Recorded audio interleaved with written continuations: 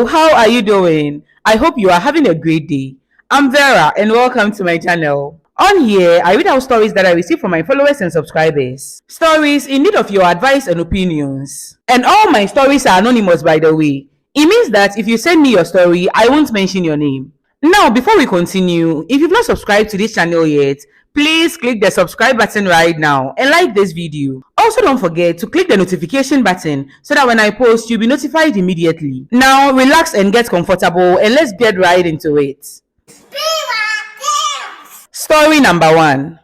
My boyfriend of 2 years proposed to me a few years ago and I said yes. He came to see my family to start the marriage preparations. Now, let's call this man E. E was about 20 years older than me.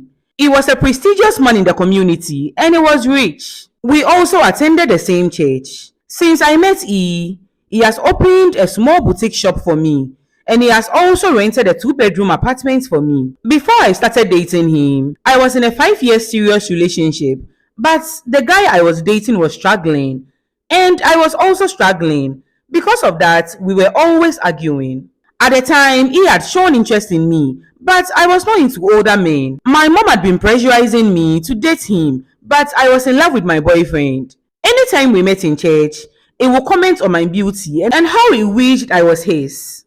He said if I became his, he would treat me like a queen. Anytime he said this, I would just smile, greet him and pass. One day, I was having an argument with my boyfriend about something he had promised to do for me, but had not done it. When I mentioned E and told him there was someone ready to give me everything, but because I love him, I was settling for him. What I said really hurt him, and he told me to go to the man then. And in that very moment, I decided to take his advice. That night, I texted E hi on WhatsApp, and everything started from there. When the marriage preparations began, I called a very good childhood friend of mine to tell her the news. I wanted her to be my maid of honor. Let's call her You. I grew up in the same compound with You.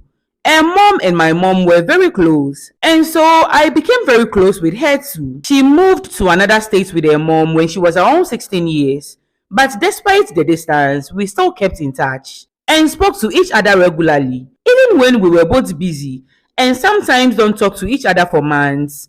Whenever we finally speak or meet, it was as if we've never been apart. I updated her on what was going on in my life, and she did the same. And so she knew about E and everything he had done for me. She had seen his pictures, but I've never met him. She had been to my state a couple of times, and she had hoped to meet E to thank him for taking good care of me.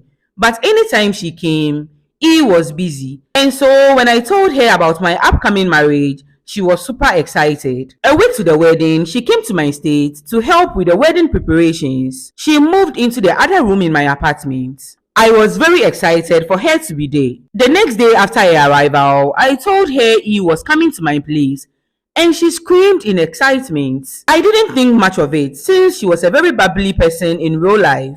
E was supposed to come in the afternoon, but something came up, and so he told me he would be coming over very late that night, meaning that you will not be able to meet him. When I told you, she sounded so disappointed, and I thought she just wanted to finally see him. I told her not to worry and that she will meet E the next day. Around 10 p.m., E had still not come. Sometimes he comes to my place around 12 a.m. to 1 a.m. Because of that, he had a key to my place so that he can let himself in when he comes. Because most of the time, by the time he will get there, I will be fast asleep. I started to feel sleepy around 11 p.m. You and I were watching a TV show in the living room. I told her I wanted to go and sleep, and she told me she was also sleepy, but she wanted to finish watching the episode we were on, and then she would go and sleep. I texted E and told him I was going to bed, and he texted me back okay. I left You and went to bed. Sometime in the middle of the night, I woke up to the sound of laughter. I checked my phone and it was around 3 a.m. I looked beside me and E was not there. I heard the laughter again and it was coming from the living room. I woke up to go check what was going on there, and I found you and E sitting on the sofa together, talking and laughing as they watched something on the TV. And you was no longer wearing the dress she was wearing before. She was now wearing a sexy nightgown. I was really surprised because they were laughing like old friends. When he saw me, he came over to kiss my forehead and apologized for waking me up. I asked you why she was still awake, and she said the show she was watching had gotten very interesting, and so she had continued watching it. He said goodnight to her, and we went into the room together. When we got into the room, I asked he why he had not come into the room straight away after he entered into the apartment. And he said what you was watching was interesting. And also, he didn't feel like sleeping. I didn't say anything more. He took his shower, we made love, and went to bed. The next day in the morning, the whole apartment was smelling nice. When I came out of my room, I saw you putting different meals on the dining table. This was around 9 a.m. She said she wanted to make sure there was food to eat when we wake up. And so she had gone to a supermarket nearby to buy ingredients for cooking. I really appreciated this because I was hungry. Throughout the breakfast, she was talking to E like they were old friends and laughing at his jokes. She kept asking him to eat more so that he doesn't get weak in the day, since I've told her before that he didn't like eating breakfast. I was happy the two of them were getting along since they both meant a lot to me. He left my apartment a couple of hours later. He is a very busy person, and so we didn't see him again till we went to the hotel where my marriage ceremony was taking place. You kept talking about E, how gentle he was with me, and how she thanked God I've gotten a good man who loved me. Now, I had 3 other bridesmaids plus you, making 4. 2 of them were from my church, and one of them was a work colleague. Both the traditional marriage and wedding ceremony was taking place the same day, which was Saturday, at the same venue. I went to the hotel on Friday afternoon with my mom and my bridesmaids. We had some photo shoots planned, and that night the girls were throwing a small party for me. He and his groomsmen were also in an hotel room beside ours. Immediately we got to the hotel, you asked about E. The truth was that the way she kept talking about E was beginning to tick me off. I just told her I didn't know the time he was going to get there. Immediately E got to the hotel, she didn't even let me talk to him first. She just went to him, told him something, and they started laughing. I went to E, held his hand, and pulled him away.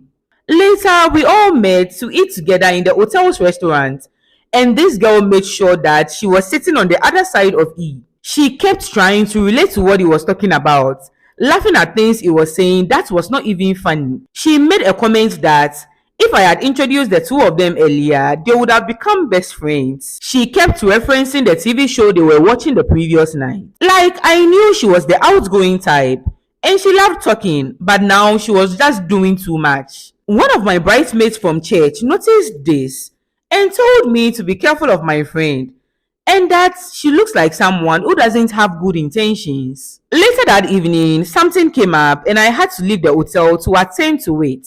I was gone for about 2 hours. When I came back to my hotel room, my 3 bridesmaids were there, but you was nowhere to be found. I asked the others where she was, and they told me she had been gone for about 30 minutes. I decided to go check on E, and he was also not in his room. I called his number, but he had left his phone in his hotel room. I immediately got suspicious. I went to his friend's room, and immediately they started giving excuses for him. I knew something was up. His car was parked outside, and so I knew he was still in the hotel. I started going around the hotel looking for him. He was nowhere to be found. Before going back to my room, I decided to check the public washroom of the toilet. There they were.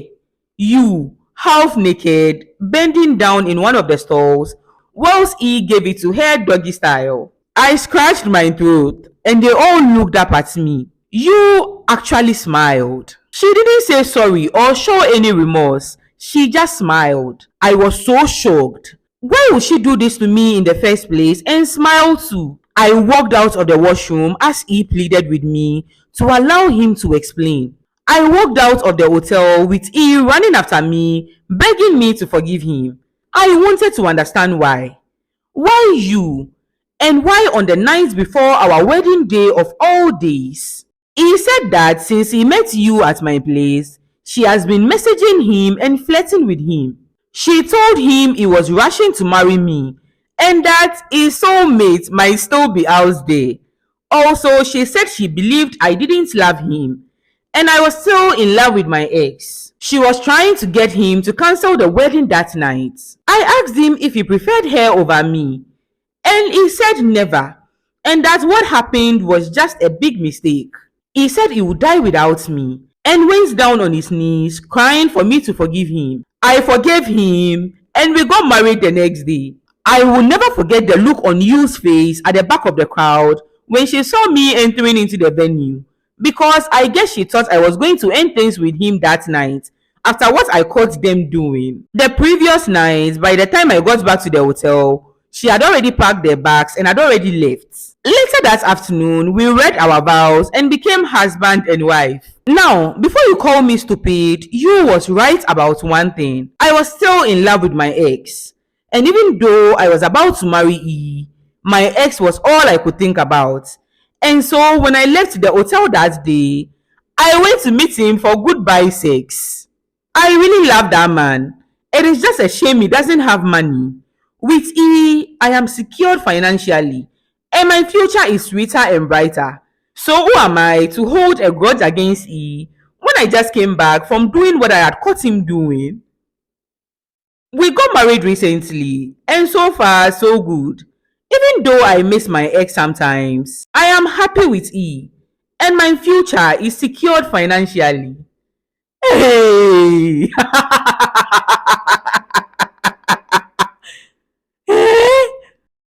I'm speechless. Oh, hey. When I was reading this and I got to the part where she said she married him, I was shouting in my head, no! Not knowing this woman is mafia. Hey, some of you are wild, though. But at the end of the day, I'm happy you didn't succeed. She wanted a sender to leave E that night. So at least she didn't succeed. And where are you people finding all these friends? Because I'm scared, though. Hey!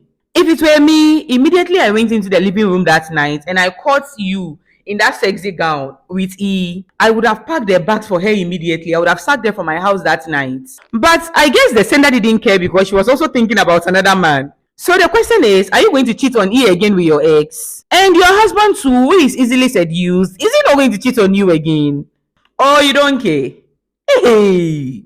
Please be safe out there, okay? And be using protection, oh. And advise him to do the same because this is your life, GA. Ayo. If you have any advice for the sender, write story number 1 and leave your advice or opinions. She's going to be in the comment section reading your comments. Hey! Let's go to story number 2. I am a 27-year-old nurse married to a 39-year-old man. Before we got married, we met when I was in my last year of uni. He supported me with partial payments for my rented apartment and my meals. I was preparing for my licensure exams in the same region where he lived. So we decided that I would stay with him until I completed my exams. After that, I would move back to my parents' home so that he could formally ask for my hand in marriage. During my stay with him, we had an argument and in anger, he asked me to pack my things and leave his house. I calmly explained that I would do so after completing my exams and submitting the necessary documents required by the Nursing and Midwifery Council.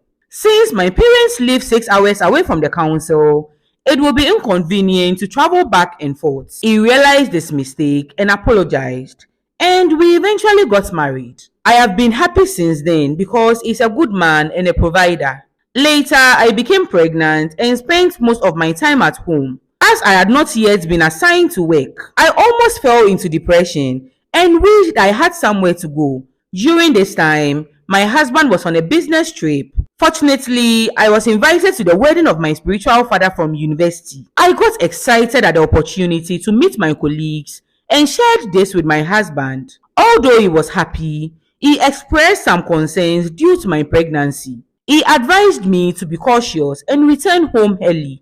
I attended the event, had a good time, but lost track of time. I arrived home at 6:30 p.m., which upset my husband. He complained about my lateness and I apologized. He called his elder sister and complained about the whole situation to the point of telling her I should pack my things and leave. My sister-in-law called me and told me everything and I explained to her what happened. happened. She understood me and just told me to calm down and settle things with my husband, which I did. Subsequently, my husband lost his job and began working odd jobs to make ends meet. Meanwhile, I secured a position at one of Ghana's largest hospitals.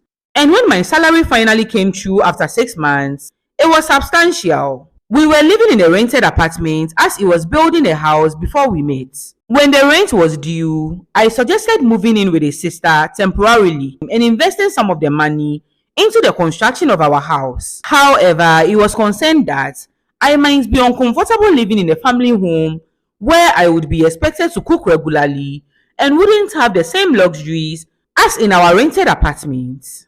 Additionally, I was pregnant with our second child at the time, so we decided against that option. So I took 6,000 cedis from my salary and he added more to pay for another year of rent. I decided to give him 1,000 cedis every month to invest in the building so that we could make progress and not have to pay rent in the future. In addition to this, I purchased groceries that typically last until mid-month, whilst it takes care of other bills. Here is where my dilemma arises. Our rent is due in February next year, and we have not made significant progress with the building project. I have asked him to include my name in the land documents, and he has suggested that doing so requires additional funds. I am unsure of the validity of this claim. I am considering withdrawing my investment from my bank to give him for the building project, hoping it will accelerate its completion. However, I am hesitant due to his previous request for me to leave his house on 2 occasions. Should I proceed with reinvesting the money into this building, or should I retain it and continue giving him 1,000 cedis monthly?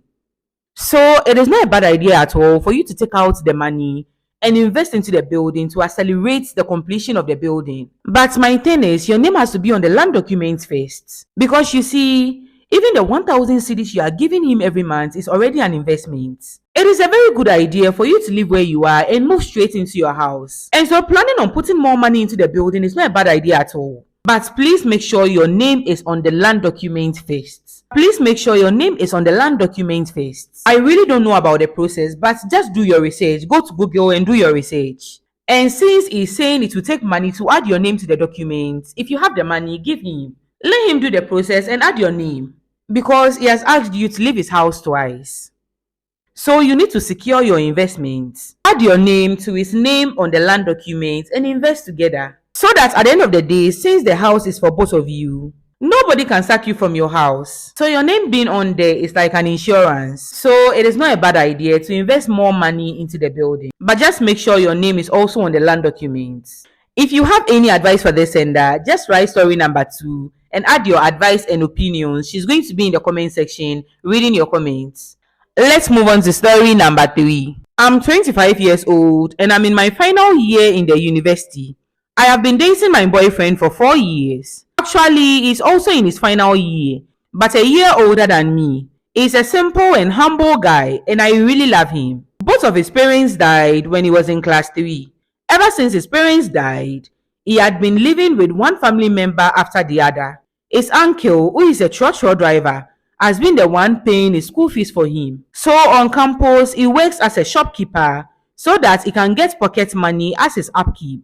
Even though he does not come from a rich family, he treats me well with the little that comes into his hands. We sometimes get into arguments, but we always settle them ourselves. We've never allowed any third party into our issue. In final year, he started introducing me to all his family members, and I have some of their contacts too. He said we are about completing school and he wants things to be formal. On the other hand, my dad is a pastor and he is so strict when it comes to relationship issue. My dad has made it clear that I should start dating when I start working. Because of this, I'm scared to introduce my boyfriend to him.